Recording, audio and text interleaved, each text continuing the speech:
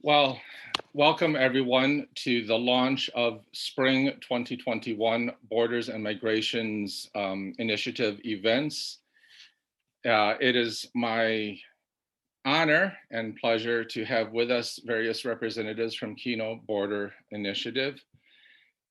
Before we begin, I need to thank those who have made this possible, including the Vice President for Academic Affairs at Canisius College, the Departments of Modern Languages, Literatures, and Cultures, Arts Canisius, and Sociology, as well as the Office of Campus Ministry and my colleague and friend and former student, Caitlin Buhlman, the Office of Mission and Identity with my colleague, Sarah Signorino, the Office of Alana with Benny Williams, my colleague, and the program in Canisius Earning Excellence Program, which has funded my research assistants, including Emily Smards and Hannah Kim, who have designed the posters.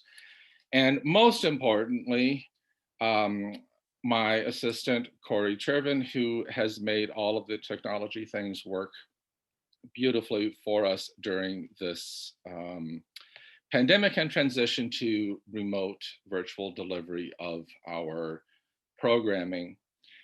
There is a phone number that should be flashing on the screen for those of you who are watching live. That number can be used to submit questions at the end. The number for those of you listening is 716-249-6816. I'm going to start with introducing our participants on the panel today. We will then open with a prayer. We will have two of our panelists speak directly about the book, Voices of the Border, and then we will open it up to questions.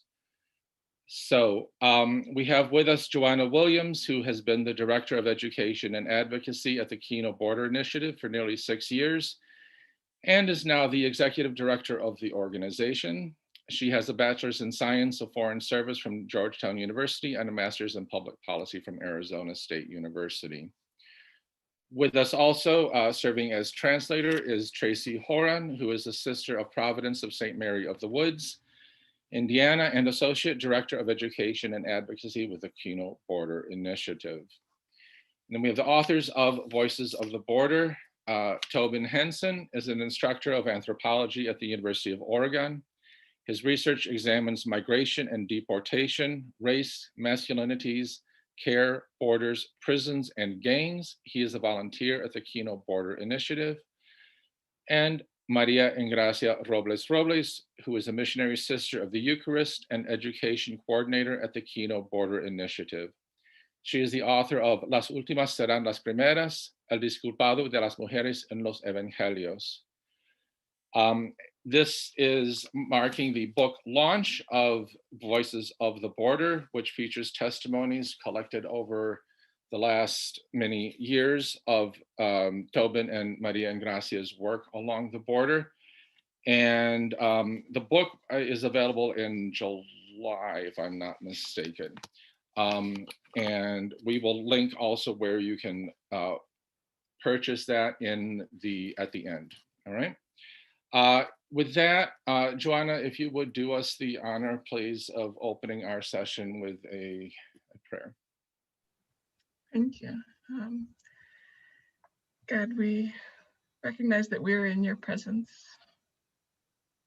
Most of all, we recognize you in the faces of every man, woman, and child that we encounter at the border.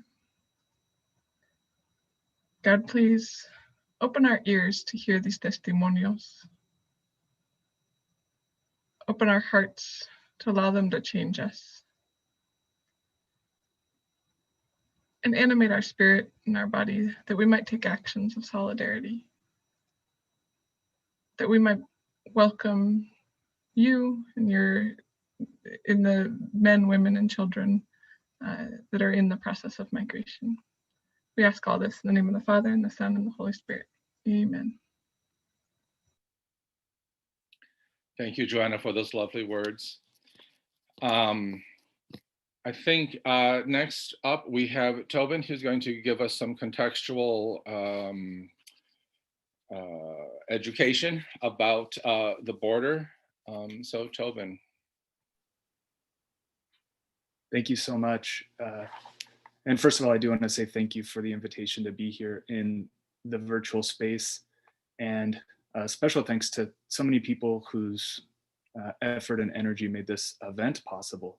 It is very exciting to be launching the book here with you all today. So I selected an excerpt to read of the book. It's just a few paragraphs from the introduction.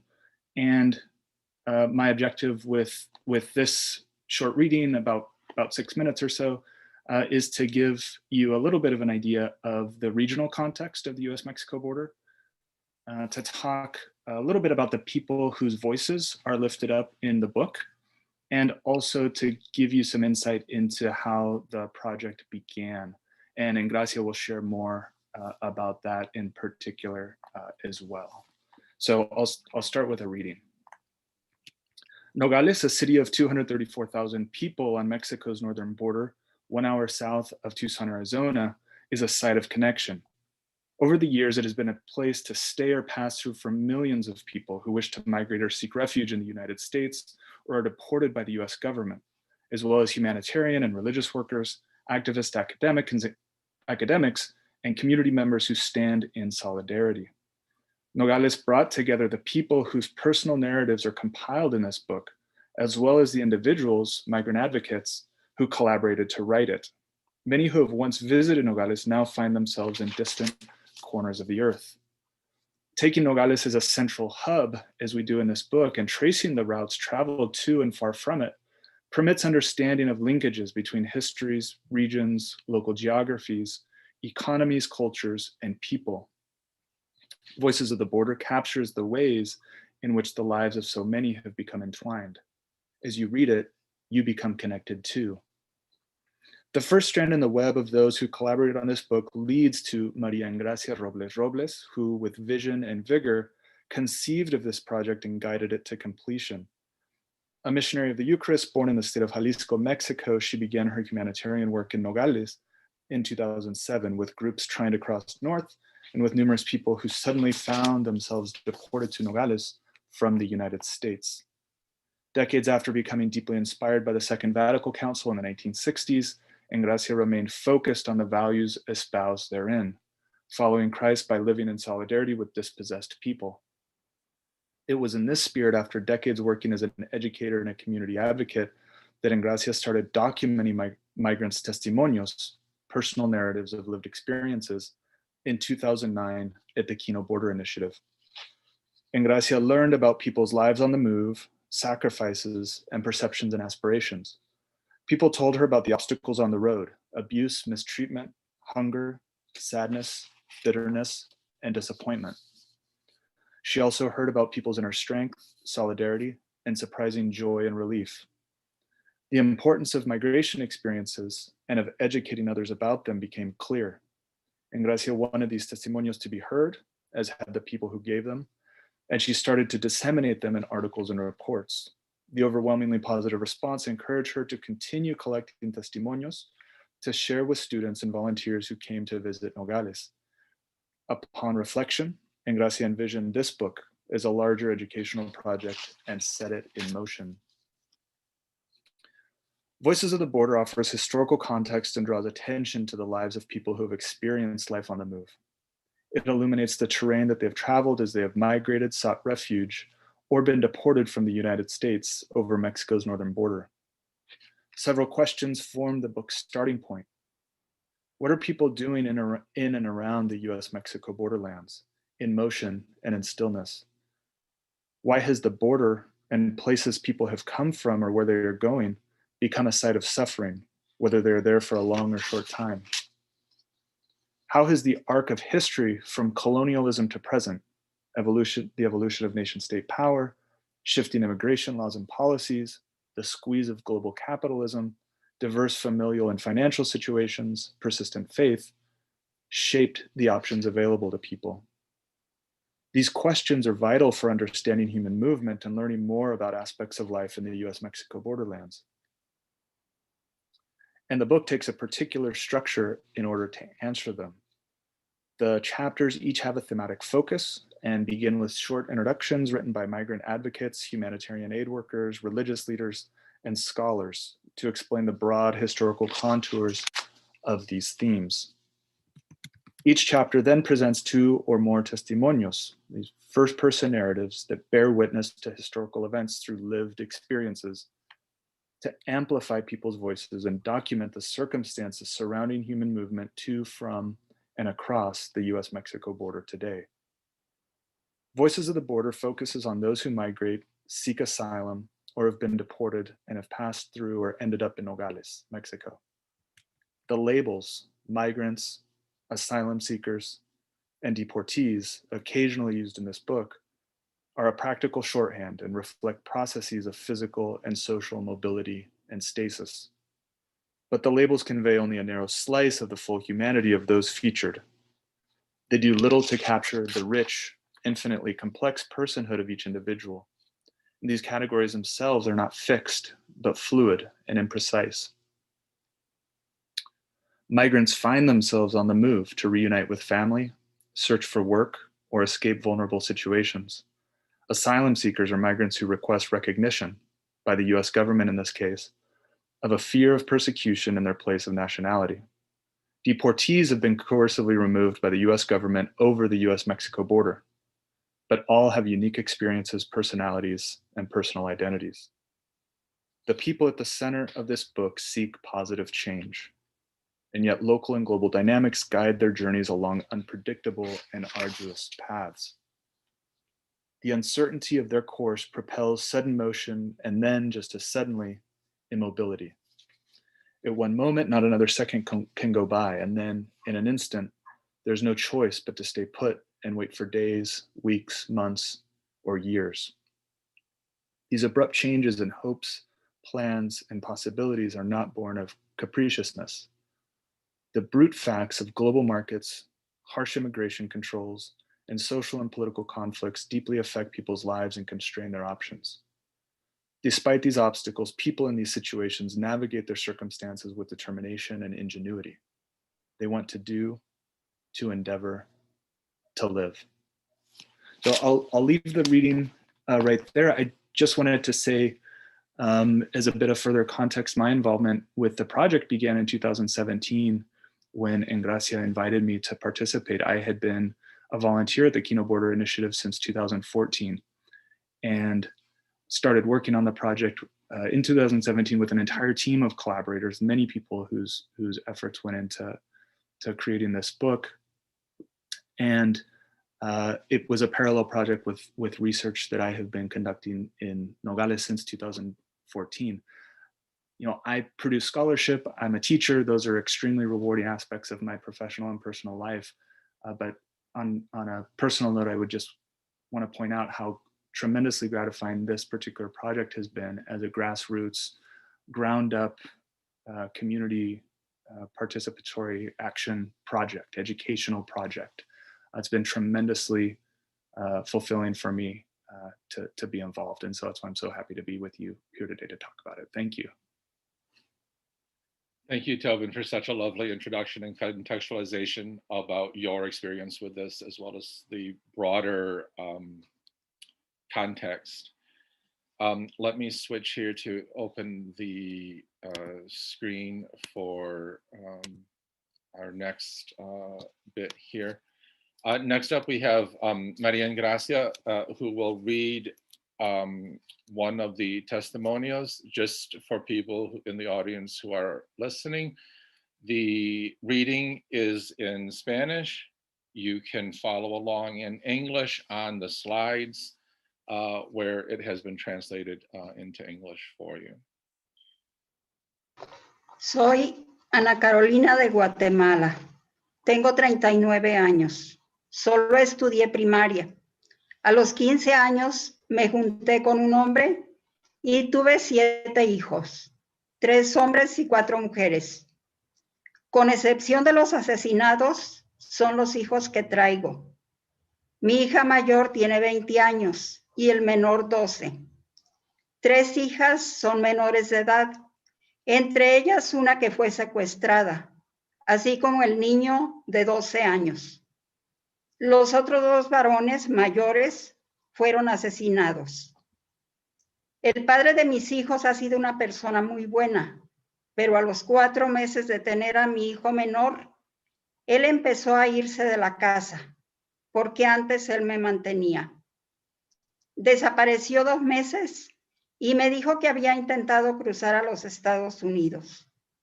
Yo lo perdoné, pero estuvo 15 días y se volvió a desaparecer. Pasé 5 años esperándolo. Me puse a trabajar en una maquila. Allí conocí personas y me fui desenvolviendo. Lo esperé 7 años, pero me cansé y me busqué este hombre con el que vengo. Mi marido regresó, pero ya no lo acepté. Cuando me junté con el hombre que vivo, pusimos una tienda de mercadería mexicana. Teníamos un mes trabajando cuando comenzaron las extorsiones. Los mareros querían renta, 3,000 quetzales a la semana. Puse la denuncia. Confiaba en Dios y el 4 de marzo del 2008 me mataron a mi primer hijo. Él venía de trabajar. Tenía 18 años. Lo mataron como a un criminal y él era un buen hijo. Lo mataron con arma grande y lo dejaron irreconocible. Yo enloquecí. Pasé 2 meses ida. Mi esposo me ayudó llevándome a doctores porque quedé mal. El día de su muerte quise ir a la escena del crimen. Cuando vi a mi hijo, no pude caminar. Se me fue la voz, me paralicé. No se hizo justicia. A otro día de enterrar a mi hijo, tuve que salirme de la casa donde estábamos porque nos amenazaron de acabar con todos. Mi hijo, el que seguía de él, se salió de estudiar porque ya no teníamos dinero. Nos fuimos al paraíso del frutal en la capital de Guatemala sin nada.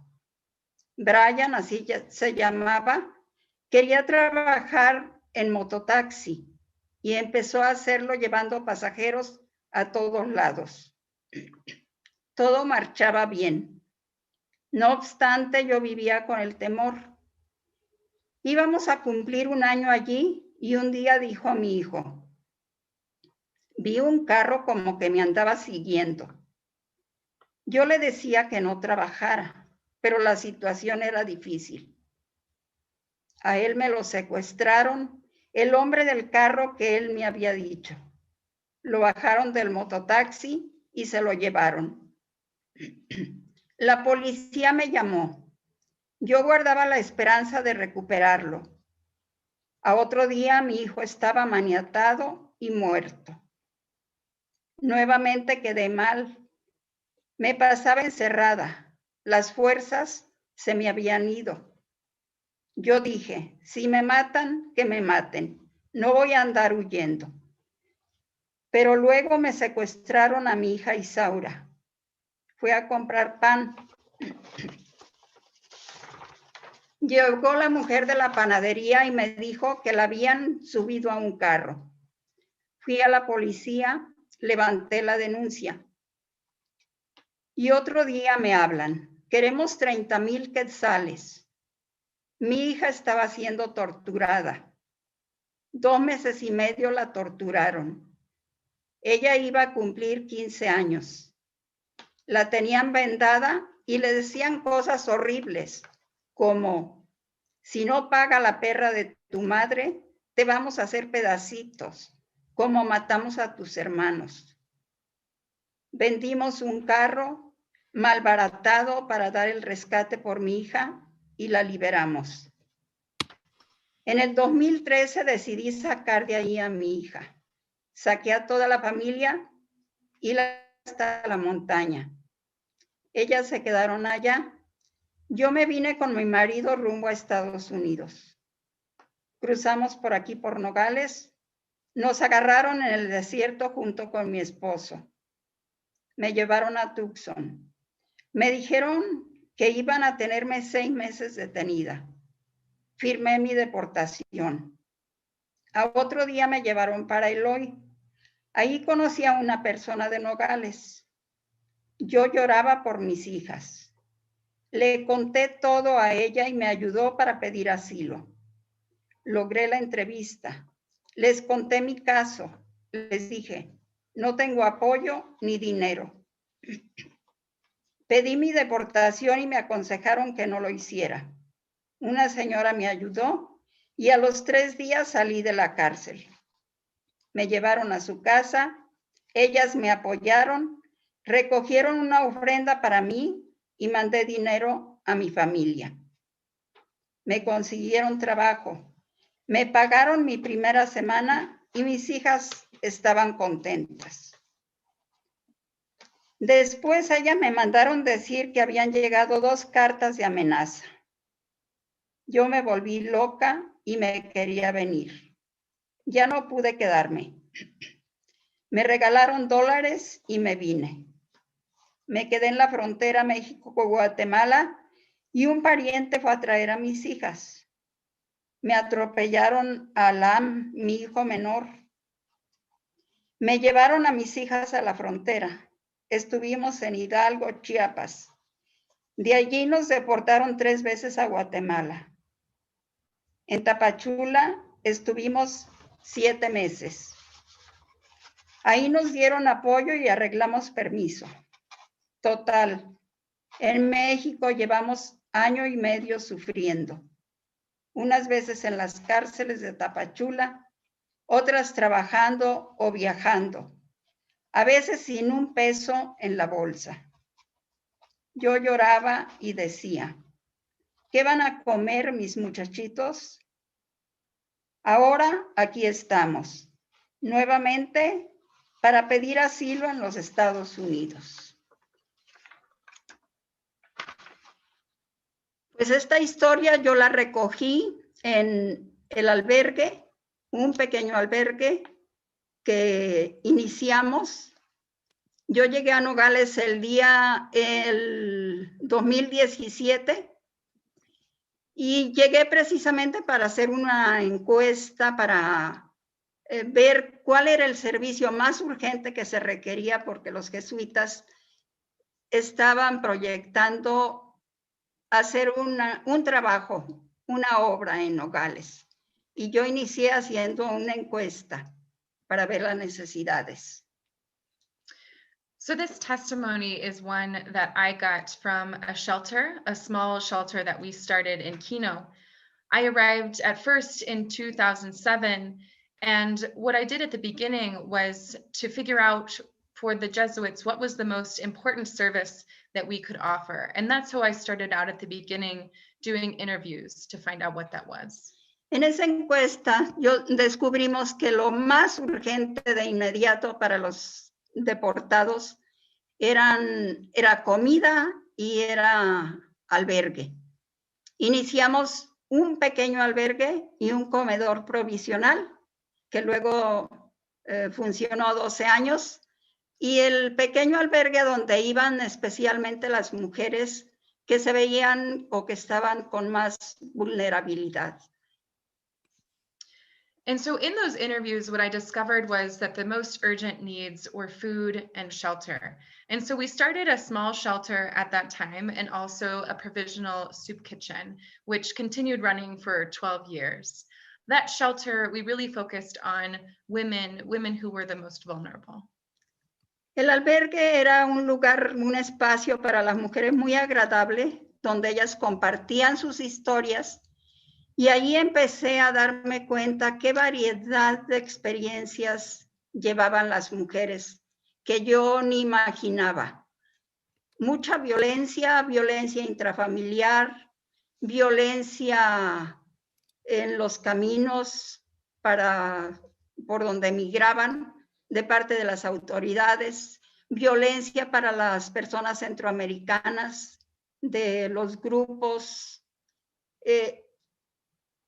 una variedad grande, lo que vivían en el desierto, la soledad, el hambre, el cansancio, que se quedaban muchas veces abandonadas, mujeres solas, que se tenían que subir a los árboles para protegerse, muchas experiencias.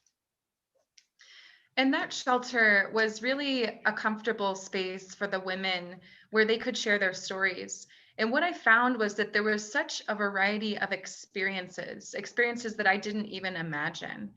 Many types of violence within the families, violence that they experienced on the road with authority figures, or while they were traveling, violence especially against Central Americans. So there was really such a variety of experiences. And then what they experienced in the desert, the hunger, the exhaustion that they went through, the women and their struggles, some that were abandoned and alone. In some cases, they even had to climb up trees to keep themselves safe.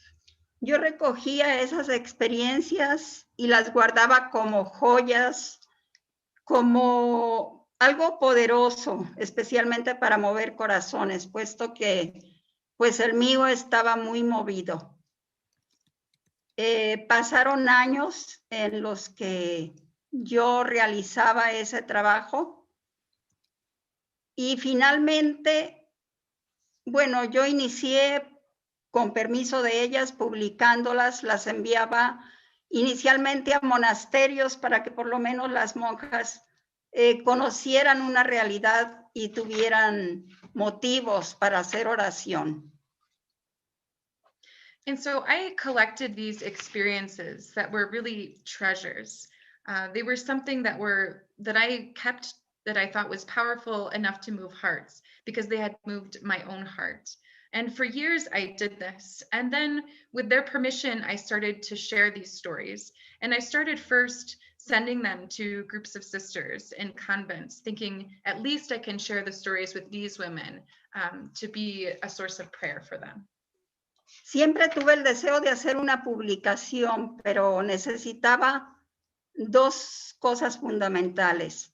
Un artista, un tejedor, un sabio que supiera organizar esas historias, darles forma para poderlas publicar, y también necesitaba mucho dinero.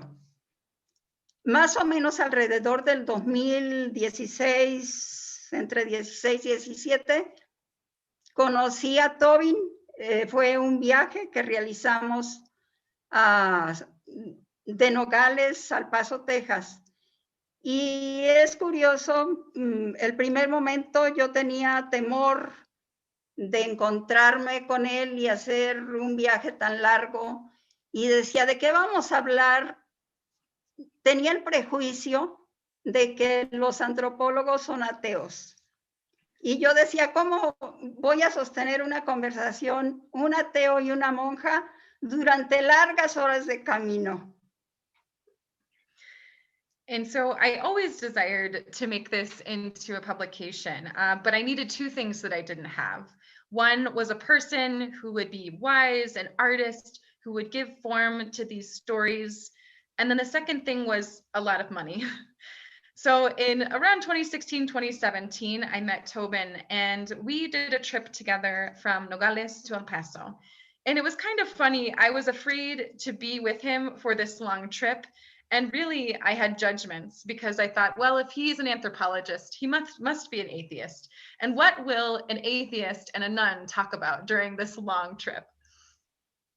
Pero para mí fue muy exitoso el viaje porque descubrí muchos valores que conocí de Tobin. Por ejemplo, me di cuenta que él había estado en diferentes lugares de México, que conocía la cultura mexicana, que pues, se identificaba con esa cultura, la amaba, y además pues tenía sus conocimientos profesionales, y me pareció pues que él iba a ser la persona ideal para armar este tejido que yo estaba deseando.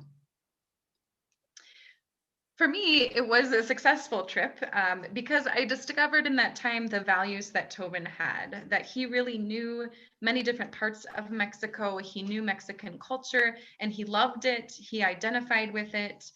He also brought his professional awareness, and I thought he would be the perfect person to tie all of these threads together.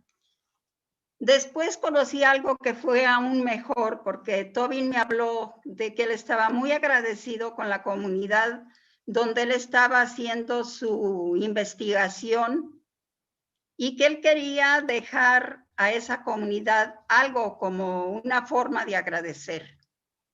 A mí me pareció pues que este trabajo sería una buena forma de agradecer al pueblo por esa donación que él había recibido del pueblo, compartiéndole sus historias y sus experiencias.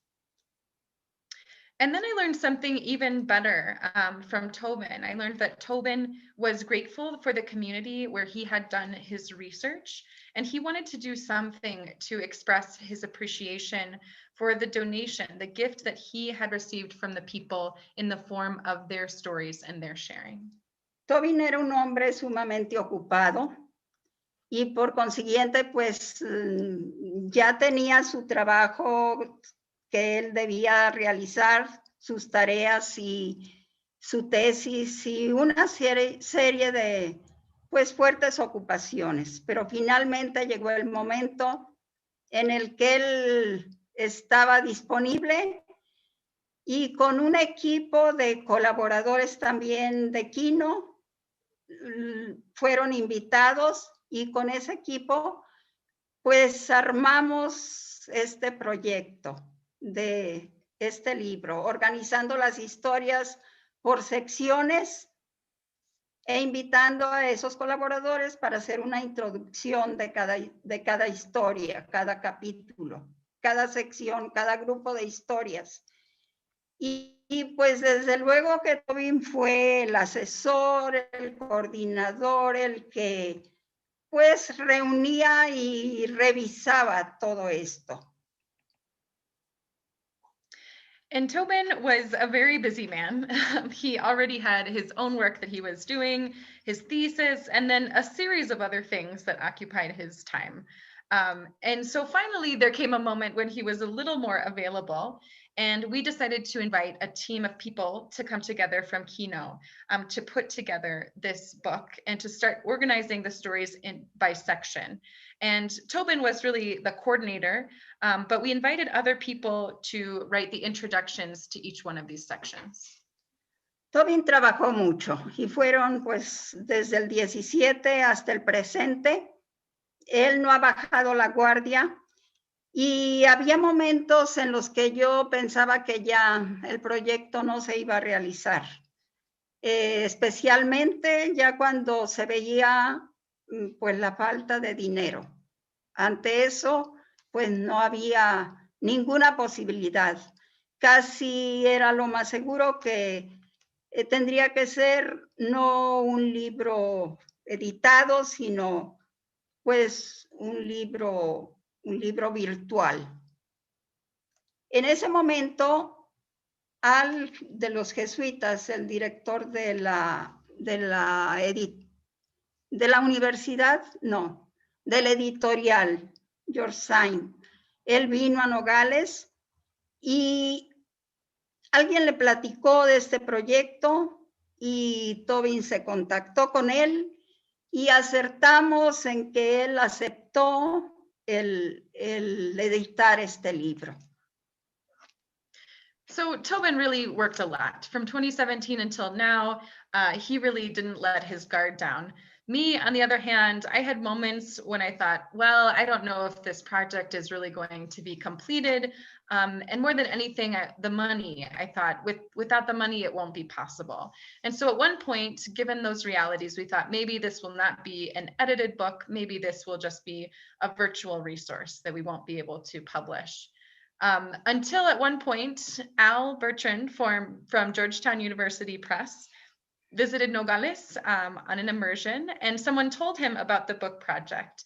And then Tobin followed up with him, and he agreed that yes, they would publish the book. Y pues en este momento solo me resta agradecer especialmente pues a Tobin, que fue el gran colaborador. Sin él no hubiera sido posible llegar al final de este libro. A los colaboradores de capítulos, de los que Joana es parte también. Y pues a la universidad, especialmente a ustedes que en este momento nos están ofreciendo este espacio. Y pues espero que la gratificación para todos y cada uno de los colaboradores sea el que las voces de los migrantes, ese tesoro, ese poder de sus historias, llegue a muchas personas y sea posible en un futuro una vida mejor para ellos.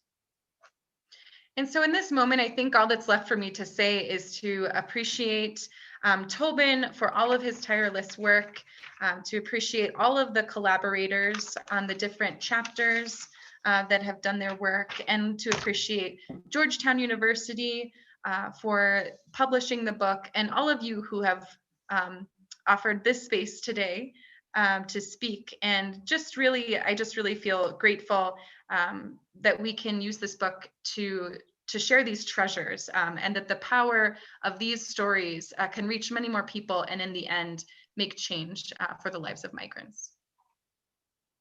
Gracias. Thank you. Thank you, Maria and Gracia, for this lovely retelling of the origin story of this book and this project. I want to remind our viewers that if they have questions, they can submit questions to the following number, 716-249-6816, and I will relay those questions to the panel. If it's all right with our panelists, I do have some questions to get us started here. Given that over time you have heard many heart-wrenching stories, how did you decide which narratives to include and which to exclude from this collection of testimonials?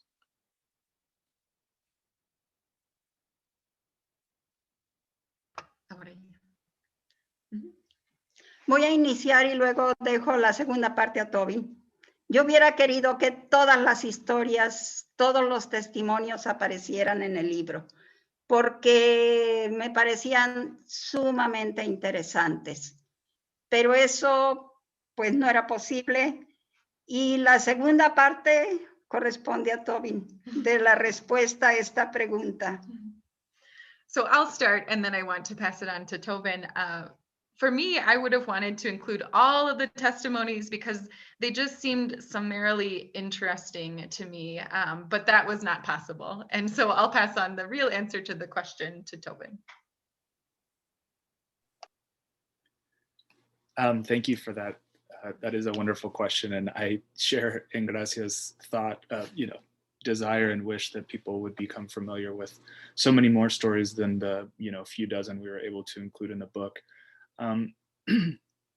Over the hundreds of testimonios that Ingracia has collected over the years, and the stories that I've heard, really it's what we were interested in was recognizing some of the patterns that we saw occurring over and over again, similar motivations for folks being on the move, similar difficulties in transit, similar obstacles that folks face in attempting to be secure and safe on the move and seeking a place to live in Mexico or in the United States, in places around Latin America. So really, while at the same time recognizing that each story is unique, there is this patterning effect, and there are certain types of themes that we can identify as being strands that run through many narratives. And we really tried to offer some broad representation. We also wanted to have representation in terms of, we have some Indigenous folks, stories reflected in the book. We have people who live long lives in the United States and then were deported as non-citizens of the United States. Those stories are reflected in the book. Men, women, a variety of people being represented from different nationalities as well. And the last thing I would say is that we really, felt no need or no desire to be sensationalistic or to represent, only the most difficult stories.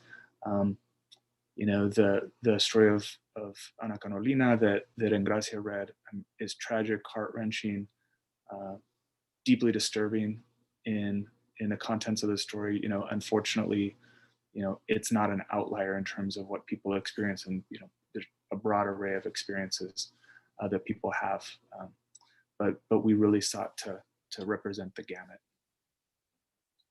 Thank you, Maria Engracia and Tobin, for your answers there.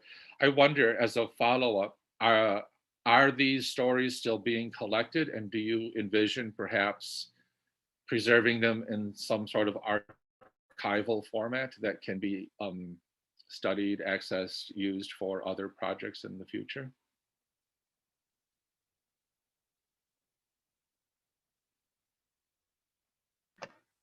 Yo actualmente no, por la pandemia.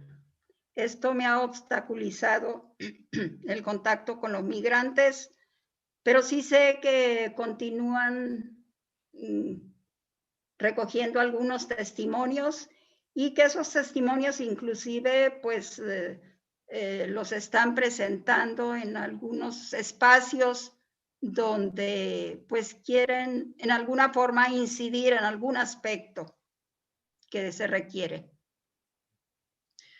So in this moment, I'm not collecting testimonies because of the realities of the pandemic, but I know that others do continue, and they are sharing those testimonies that they continue to collect in other ways, in other fora, to try to advocate in some way.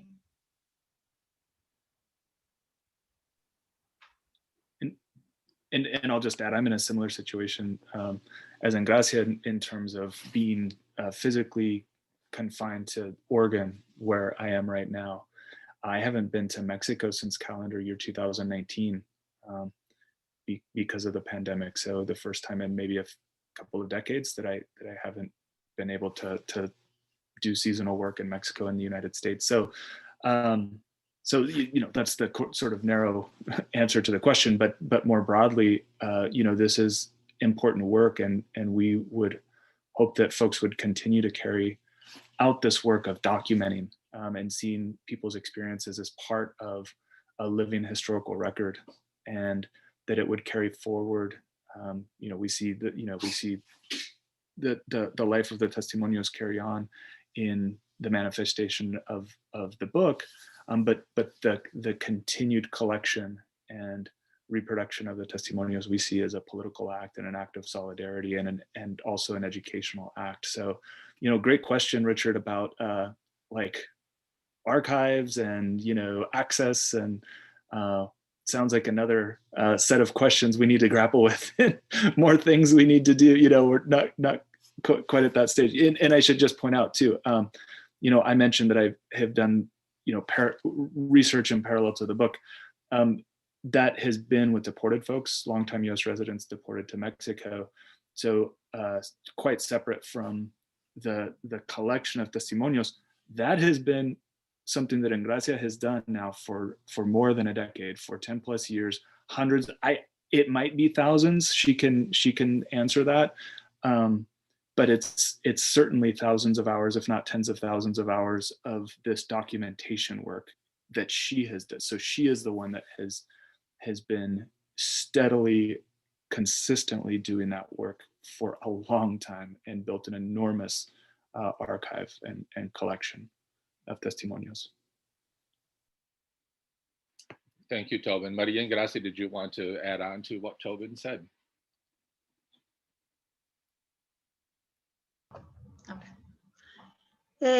Pues sigo creyendo en los testimonios, Yo si estuviera actualmente en contacto con los migrantes, yo continuaría recogiendo sus testimonios porque al mismo tiempo que es un momento de escucha, de apoyo, pues también pueden proyectarse más adelante en otros espacios.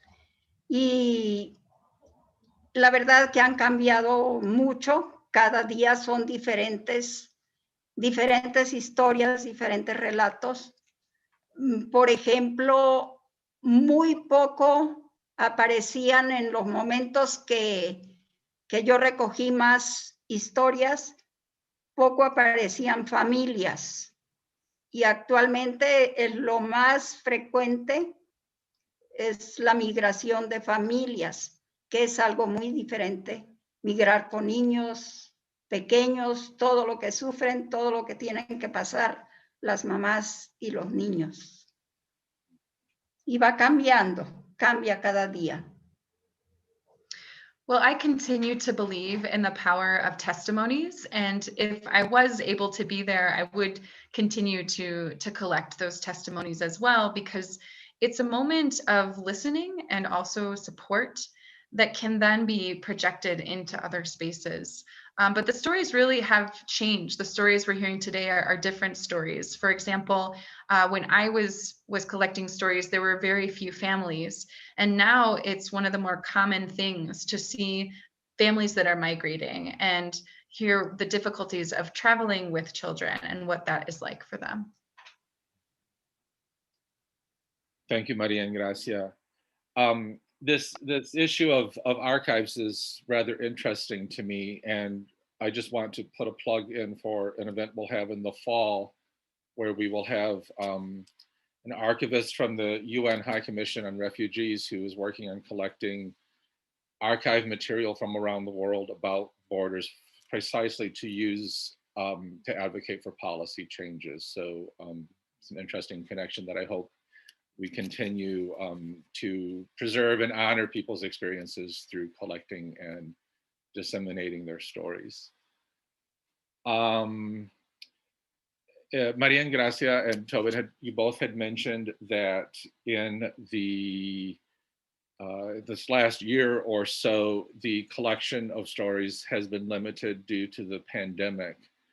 I'm wondering if you have had any contact with people from the migrant and deportee communities who are saying anything about the pandemic. In other words, have you collected any stories about the pandemic or not yet?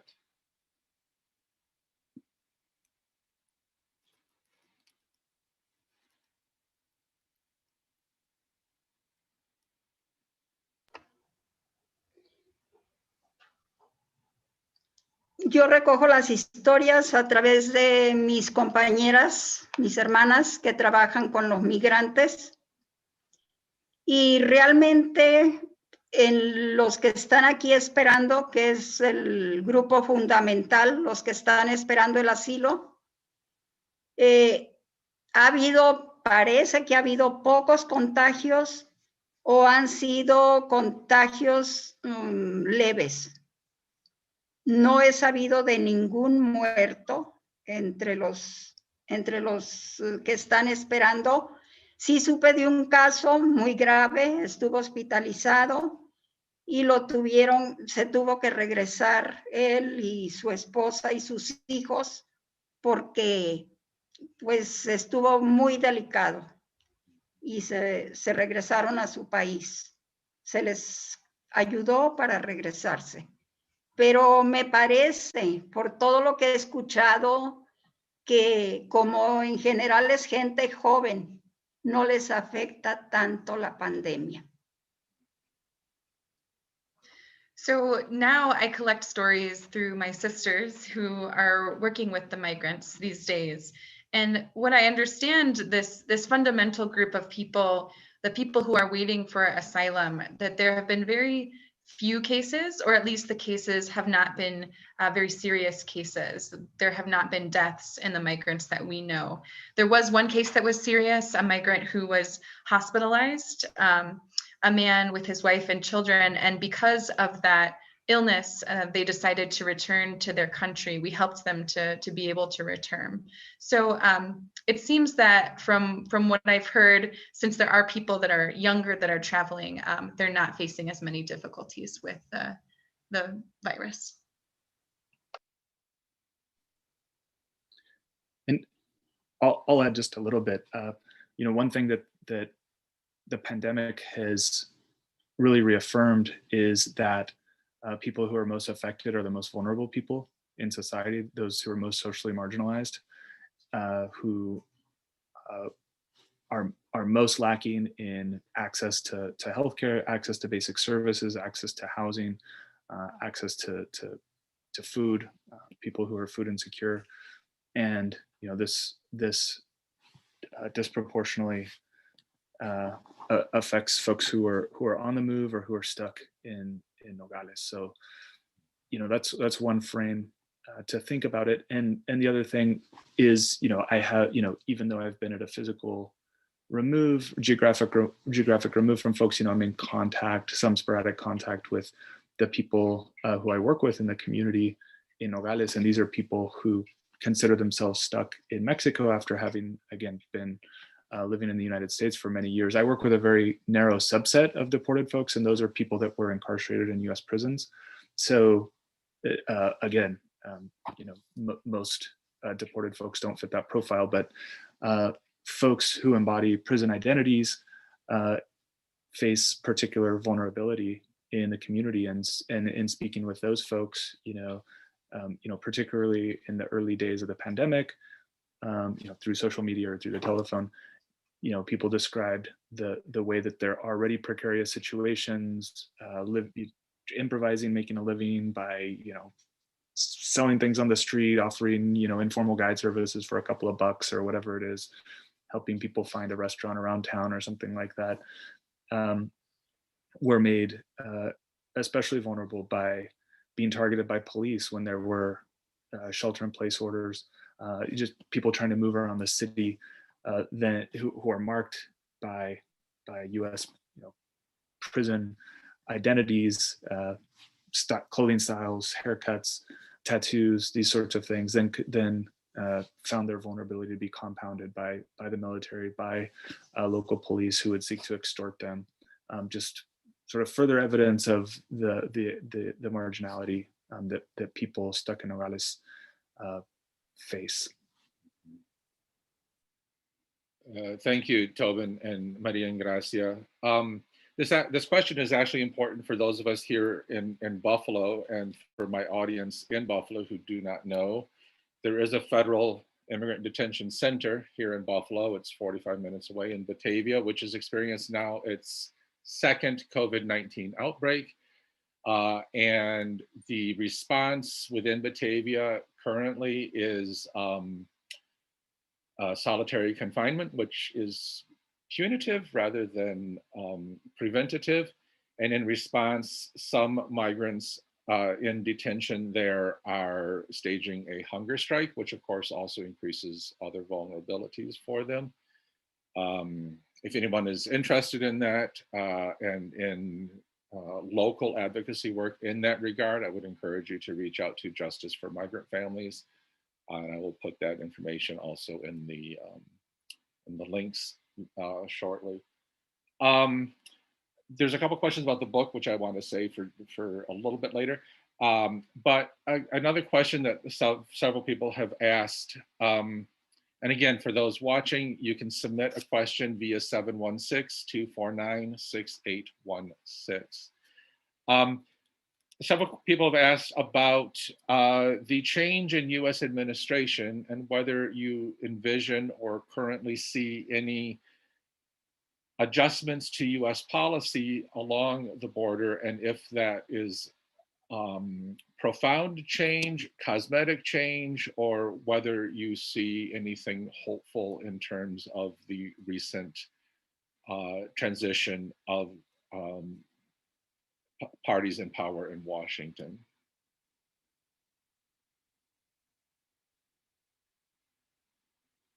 ¿Quieres empezar, Toby? Si quieres, empiezas tú. Muy bien. Muy bien. I'll go ahead and start. You know, that's a tough question. It's a huge question. You know, the answer remains to be seen. I wish I could feel more optimistic than I do. You know, perhaps the suggested move forward by the administration, you know, sent to Congress in the form of, you know, actual draft legislation. You know, perhaps that's a good starting point. It seems that Democrats are not at least negotiating against themselves. You know, it's ambitious in, you know, what the proposals are.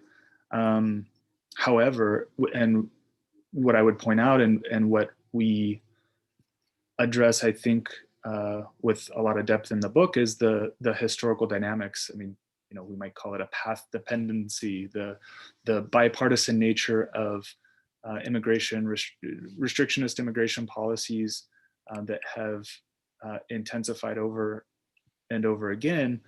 You know, we literally start in contextualizing some of these things in the chapter introductions.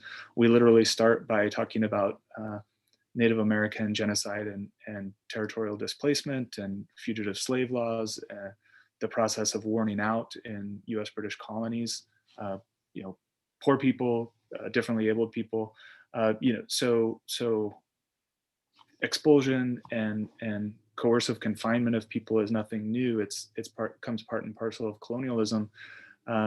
You know, it was an open question, however, if people would be removed from the territorial United States for the first 100 years of its existence, since from independence to the late 19th century. There wasn't something like deportation until, you know, a law in 1875 called the Page Act that explicitly targeted Chinese national women. 1882, a Chinese exclusion law. 1892, this was reinforced. And then immigration itself was really restricted in 1917, 1924 immigration acts that sought to encourage immigration from Northwestern Europe only. That was like 96% of the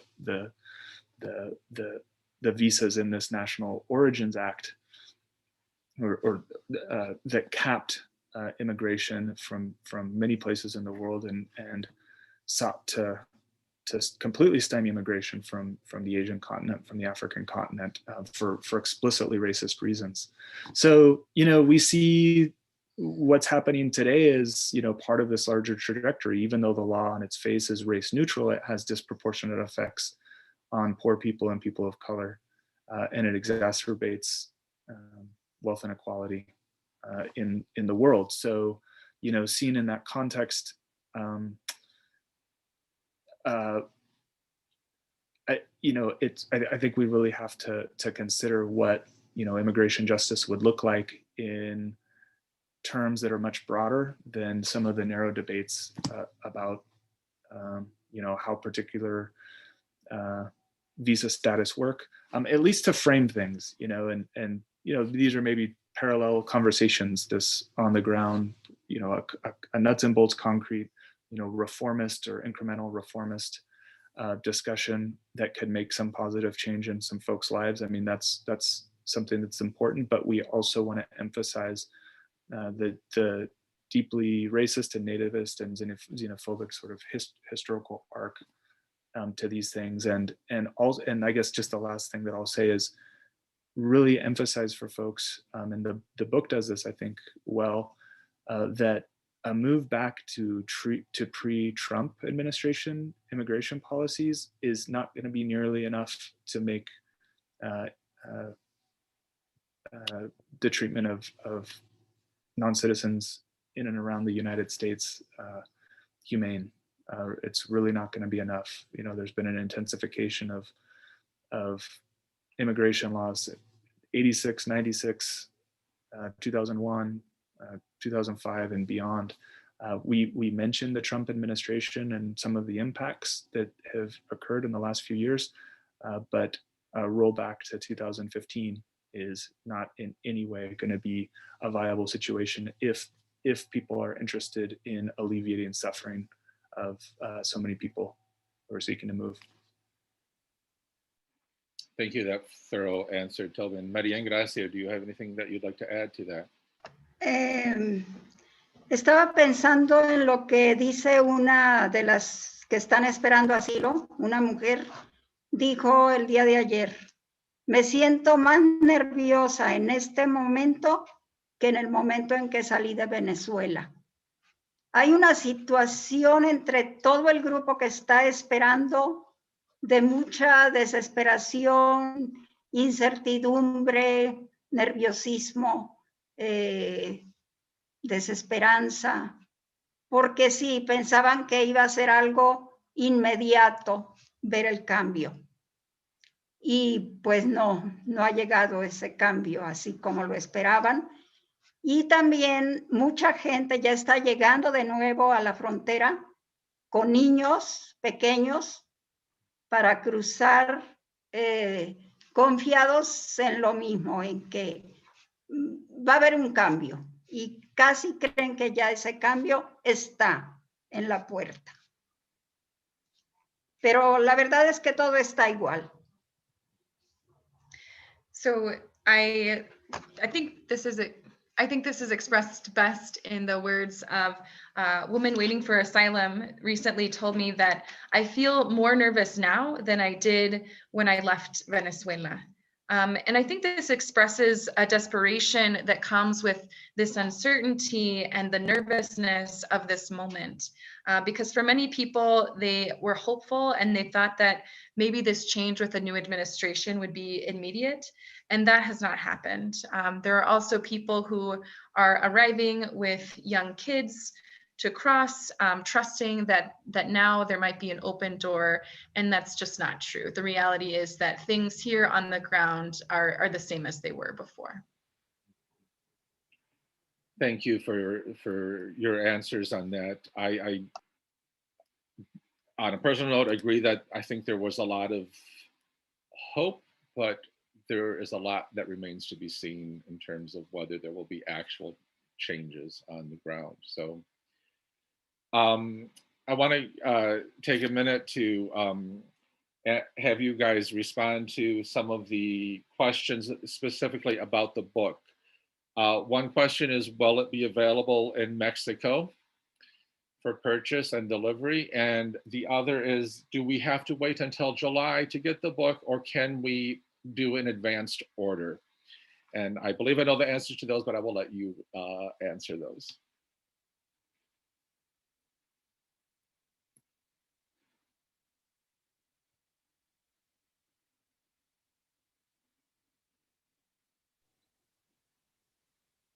¿Empiezo yo? Bueno. You can pre-order the book wherever fine books are sold. Yes, the book is available for pre-order. I believe that there are 2 editions. I might be wrong. I think there's a digital edition and a hardback edition. And I'm sure that however the distribution works through global messaging services, that there are ways to get the book in many parts of the world, but it will not be physically available, I don't believe, until July or perhaps June. Well, I do know that Canisius has pre-ordered advanced copies, so I know that you can order copies in advance.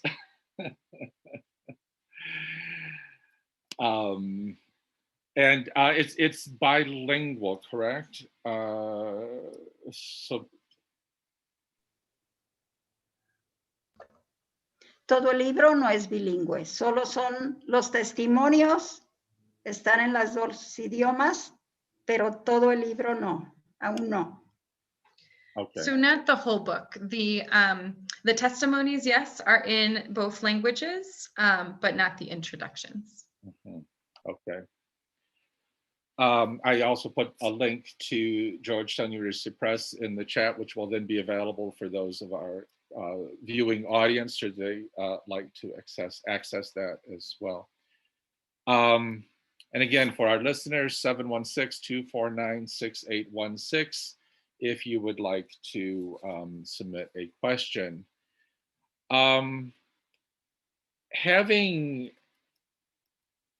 heard these stories yourselves and having shared a few of them with our audience, what can people do? How can people respond effectively? How can they have an impact? And what can individuals do to alleviate the suffering and address the concerns raised from these testimonies?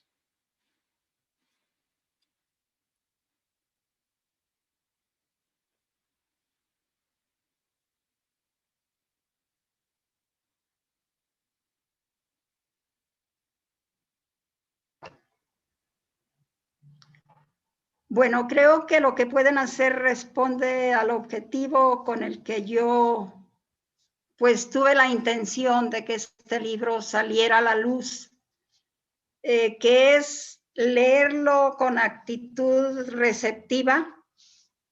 Y yo sí creo que para hacer un cambio se requiere que cambie primero la mente, que cambie el corazón, y por eso sí creo que puede tener un impacto en leer el libro para empezar a ver la vida en diferente forma. El racismo sería lo primero que habría que ir eliminando, y en eso pues creo que está la mano de todo mundo, está a nuestra mano. So what you can do is really, for me, goes back to the objective of why I wrote this book and wanted it to is to bring it to life, and to really read it with a receptive attitude, because really, to me, the first change comes in our own minds and in the heart, and that it can have an impact, just reading this book and being open to how it affects you. Certainly racism is a topic that we touch on, and that's something that we have to eliminate and that everyone has a part to work on. Thank you, Maria, and gracias, Tobin. Absolutely, I would add to that beautiful answer. I love the sentiment of engaging migrant stories in this book and through other educational materials, with an attitude of openness and receptiveness. And I would mention in addition that it's that really that's one of the big takeaways is the identifying a unitary humanity that connects us.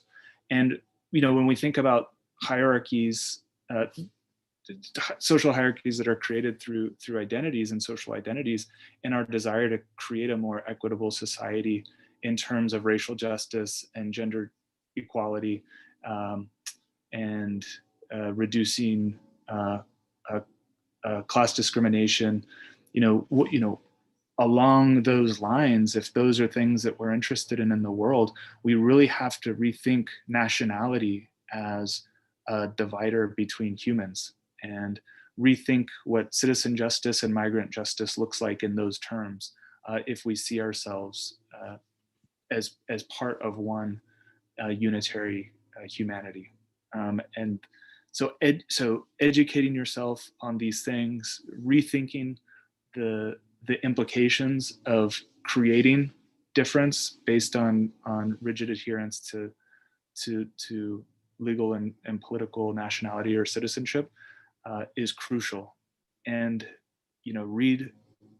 read folks broadly. We cite a lot of people in the book that have done excellent work on related themes to ours. So that's one thing. And then the other thing as well is for folks in the United States who are so inclined, be involved in your local communities. There are groups in your community who are working to provide services to non-citizens, to migrants, to refugee folks who are being resettled in the community. Contact them and ask them what they need support with. for advocacy groups in your local community. See if they, what it is that they're advocating for with elected representatives, people in Washington, D.C. They probably have call scripts that you can use to make telephone calls to your representatives, communicate with them via email or through letter writing campaigns, and put pressure on. We're talking about the potential for congressional action and potential legislative work to happen. Let people know that they have support, that this is something that you're interested in. Let your representatives know in Washington about that. People that would potentially have political risk for doing so. And then in state legislatures, there are things that folks are doing for non-citizens, driver license campaigns, other ways that people can be recognized as community members, and for there to be positive advocacy and legal change along those lines. Support Kino, support transnational NGOs that are doing great work. Those are a few things that come to mind. Thank you, Tobin, for your various thoughts on that as well. And for those of you local to Buffalo, I would remind you that we have multiple agencies here that are engaged with migrant and refugee services, and you can check out Canisius Borders page for our partners in that regard. I'm also putting into chat that will eventually show up on the live stream, the Kino Border Initiative website, so should you want to support them directly as well. Related to this last question, where do you find hope at the border, given the difficult contexts that you have described and shared with us? Where do you find hope, both personally, but also to continue doing the work that you do?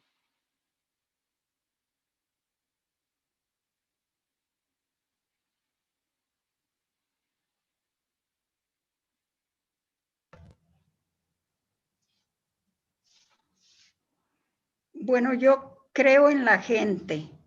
La misma gente y su necesidad me anima a continuar trabajando.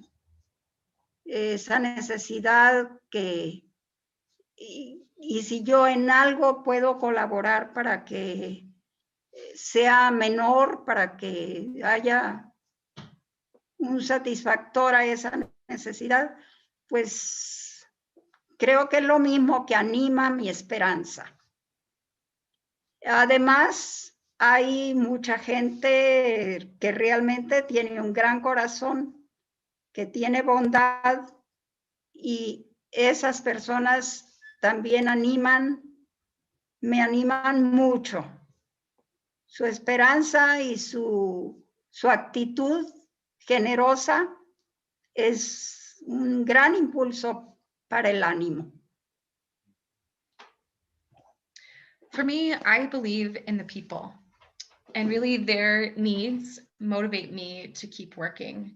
And so if there's something that I can do to satisfy that need, that's the same thing that also motivates me to keep working. I also believe that there are people with big hearts. I've seen that these people want to collaborate, and that's something that motivates me too. They're the generous spirit of many people who want to collaborate in this.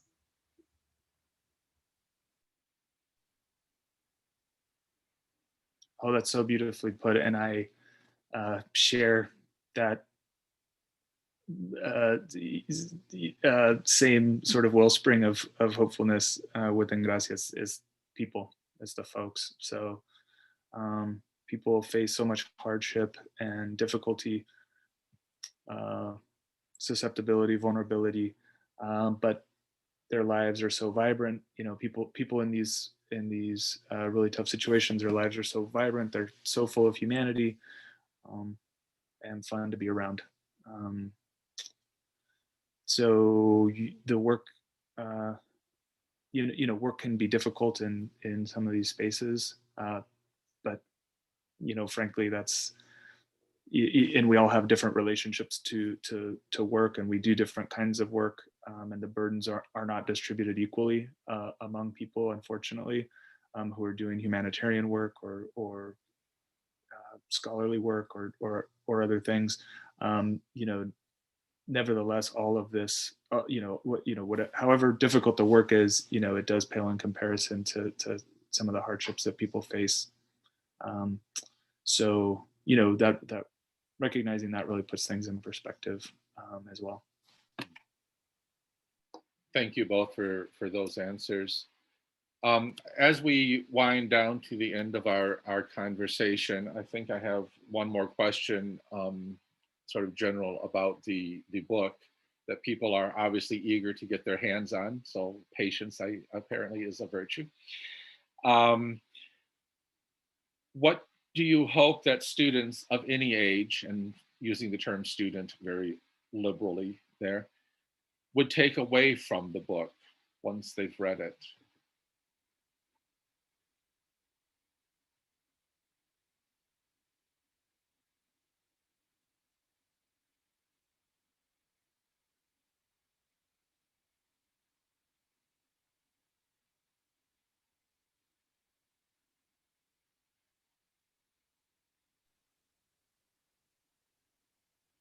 Joven o María?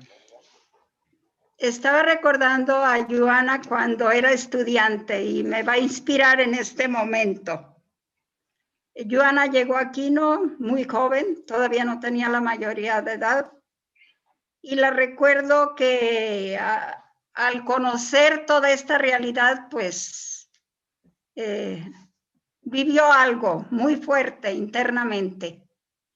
Y ella no sabía cómo iba a regresar cambiada a su universidad y viendo a los compañeros y sabía que no iba a ser comprendida porque ella había tocado esta experiencia, había tocado el dolor de cerca y pues iba con esa convicción.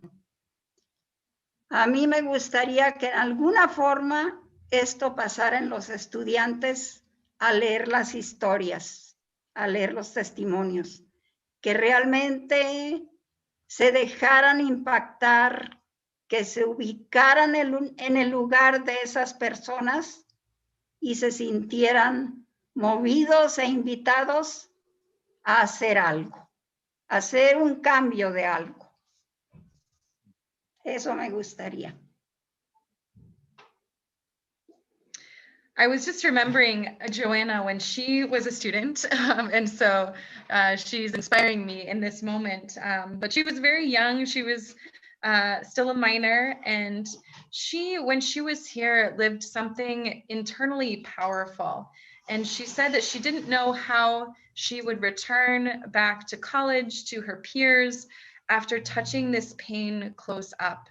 And it was with that conviction that she left from her volunteer experience. So my desire is that this would happen for all students who read this book, that they would let themselves be impacted by it, that they would really find themselves in the shoes of these people, and that would inspire them to make a change.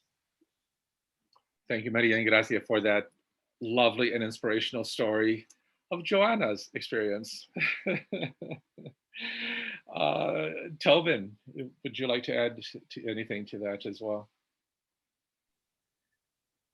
Sure. Thank you for asking. Really it's two things. It's the humanity of the people whose lives are centered in the book, number one, and number two, the historically constructed nature of social and political ethos and set of laws and practices that produce particular outcomes, such as people not being able to gain admission to the United States, or people being expelled from the United States when what they seek is to live and to move around, as many people do in the world.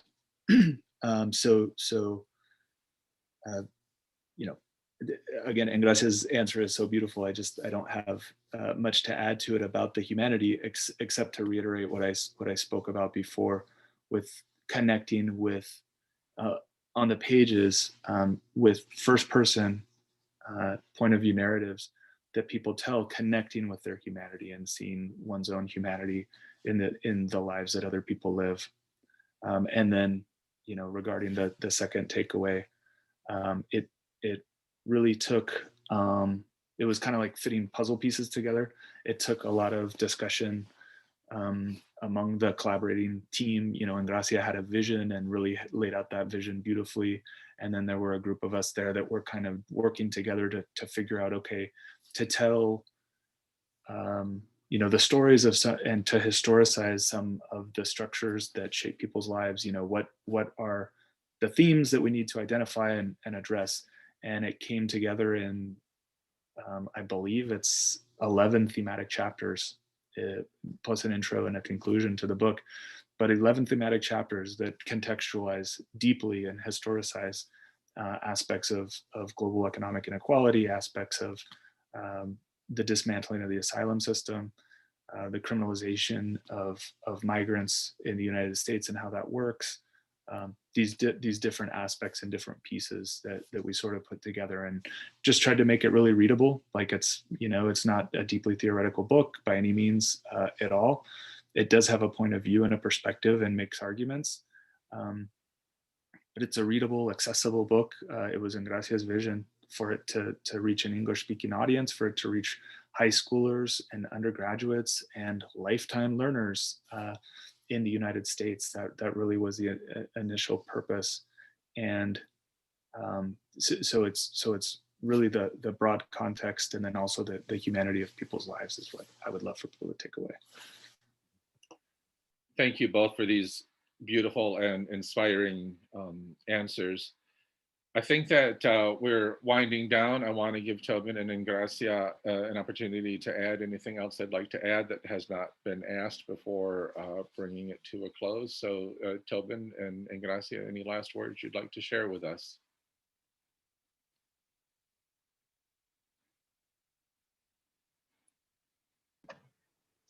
Yo solo agradecer esta posibilidad de que estos testimonios, estas historias sean conocidas por toda la gente que va en alguna forma a conocerlas a través del libro.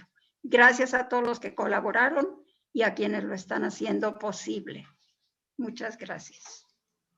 I just want to appreciate this possibility, the fact that these testimonies will become known to many people through this book, and all of the people that worked to make this possible.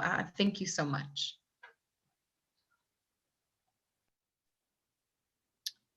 I feel so fortunate to have been a part of the project that Engracia invited me on to the team in 2017. And that with the work of so many people across national borders, but in different institutions with different sort of positionality and relationship to things going on in the world, we came together and pulled this off, and hope that it has an impact for folks. Thanks so much. I echo Engracia's gratitude. Thanks so much to folks who put in so much work to make this possible. Really a pleasure. Thank you both, and thank you, Tobin and Engracia, for taking the time to share with us your experience with the book and the testimonies, with sharing and centering the stories of so many people through this book. We look forward to being able to read the book once it's out.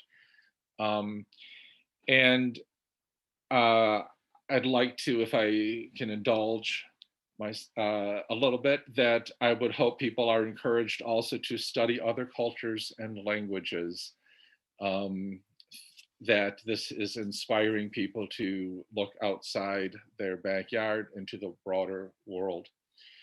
I want to thank our sponsors again, I want to thank in particular Tobin, Ingracia, Joanna, and Tracy, who though you didn't see her, you heard her.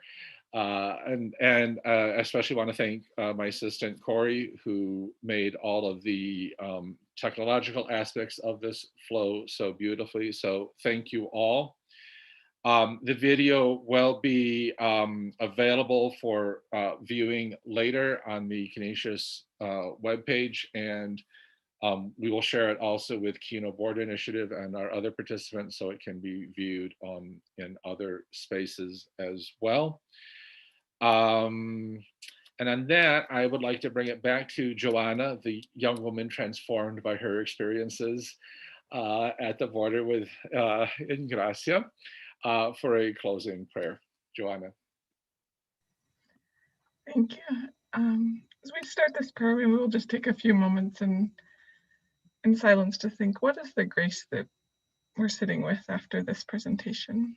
What are the words that we heard that are still resonating in our heart?